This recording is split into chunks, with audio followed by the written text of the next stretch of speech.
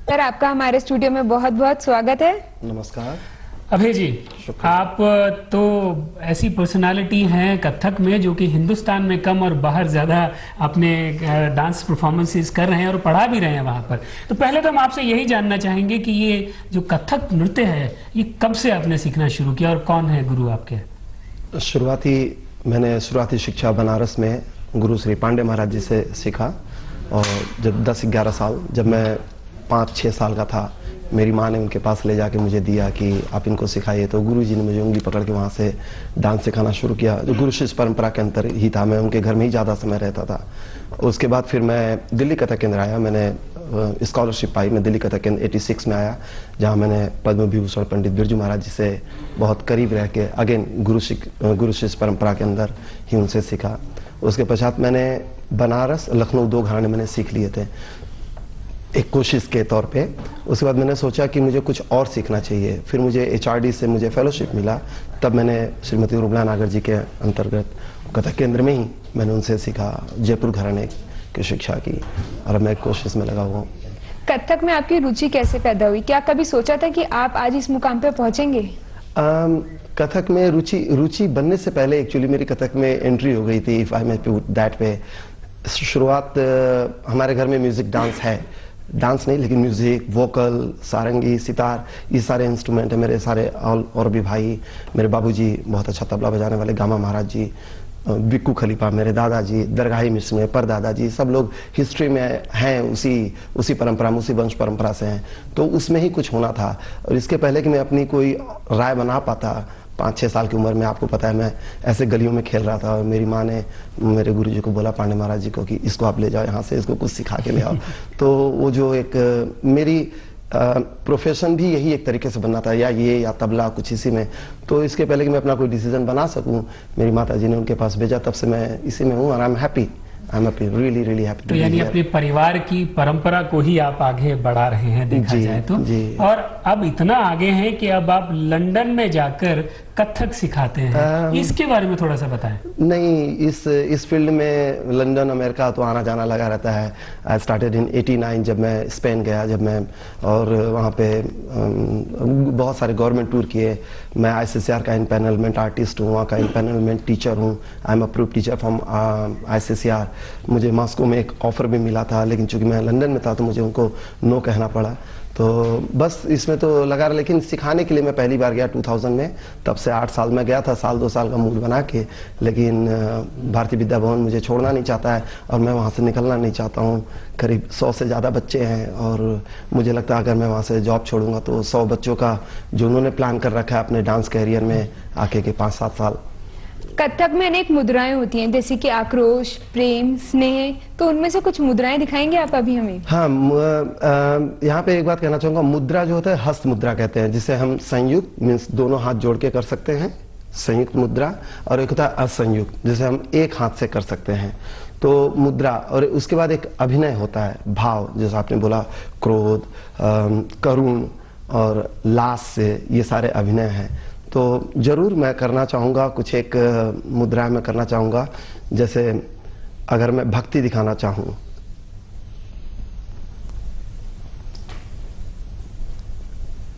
भय दिखाना चाहूँ,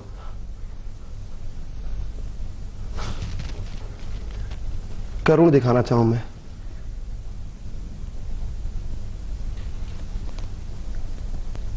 ये सारे भाव के अंतर्गत आते हैं। जबकि मुद्राएं अलग अलग होती हैं, हस्त मुद्रा। अच्छा, ये मुद्राएं और जो कथक है, इसका अगर मुझे लगता है सिखाने का जो माध्यम है वो संस्कृत और हिंदी है जी। तो आप जब लंदन में सिखाते हैं तो पहले तो उनको कितनी कठिनाई आती है और फिर उनका कितना आपको लगता है कि वो इंटरेस्ट लेते हैं इसको सीखने में, विदेशी लोग जो? हाँ, चूंकि मैं इसी बिरादरी से, कथक बिरादरी से हूँ और मैं कथक डांस करता हूँ, एक कथिक होने के नाते मुझे ये बात जरूर कहना चाहिए कि कथक में हिंदी का ज़्यादा प्रभाव है।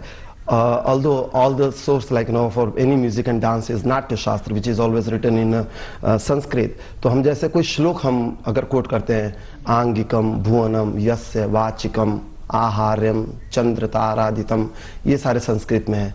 लेकिन कथा कहे सो कथक कहावे। उस समय जो हमारे ग्रामीण होते थे, जो हमारे विलेजर्स होते थे, वो जाके गांव-गांव में कथा कहते थे। वो संस्कृत के ज्ञाता कम होते थे, लेकिन इस आर्ट फॉर्म के ज्ञाता ज्यादा होते थे। वो हिंदी में it's very natural art form compare to other dance form, लेकिन जैसे साउथ इंडिया में वो तमिल और संस्कृत में, वो उस स्टाइल को समझने के लिए आपको उस तरह की टेस्ट होनी चाहिए। यहाँ हम जनता को अगर कथक में हम दिखाते हैं जाना है, जस्ट सिंपल ऐसे दिखाते जाना, और दूर दूर ऐसे करेंगे पता चल जाएगा। लेकिन कुछ एक ऐसी चीज होती है जिसमें आपको संस्कृत लैंग्वेज आपको समझना होगा। ये हिंदी बेस ज्यादा है, और चूंकि नाट्य शास्त्र से रिलेटेड, ऑफ कोर्स हम संस्कृत भी इसमें लेते हैं।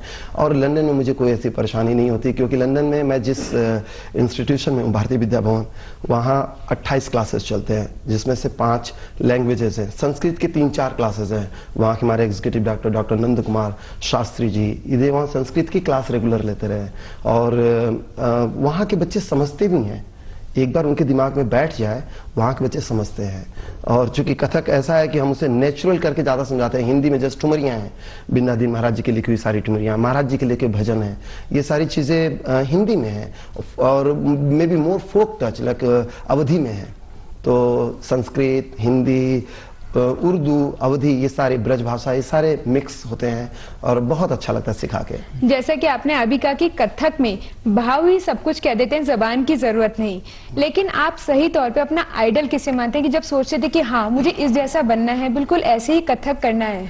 बनने जैसा तो नहीं, ऐसे मेरे बहुत सारे रोल मॉडल है जिनको मैं कहना चाहूँगा, और जिन 1-2 लोग को मैं सचमुच में जिनको देख के मैंने इतना इंस्पायर मैं हुआ हूँ, और मैं अपनी प्रैक्टिस करता हूँ जब मैं उनको सोचता हूँ, उनके लिए वो बहुत बड़े बड़े नाम हैं। तो एक जो नाम जहाँ पे आके सब खत्म हो जाता है, हमारे गुरुजी पंडित बिरजू महाराज जी।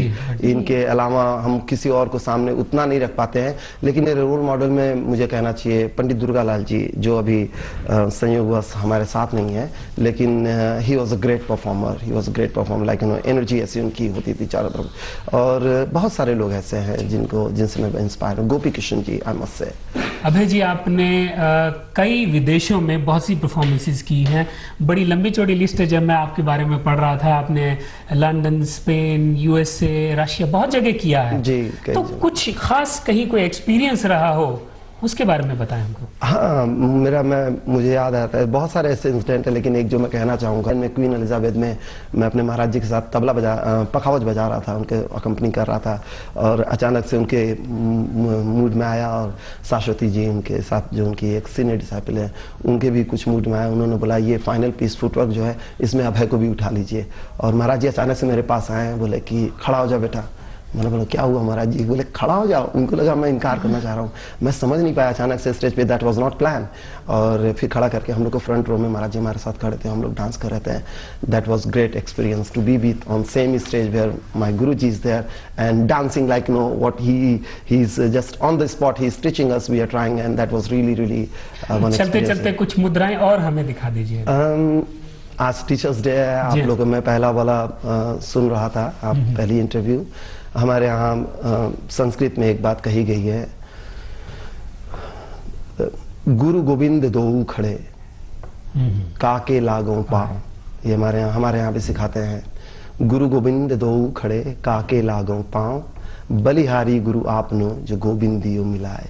एक बहुत अच्छी बात। और ये हम आपको नमन करते हैं, हम आपको बहुत बहुत धन्यवाद आपका, आपने हमारे इस कार्यक्रम में आए हैं।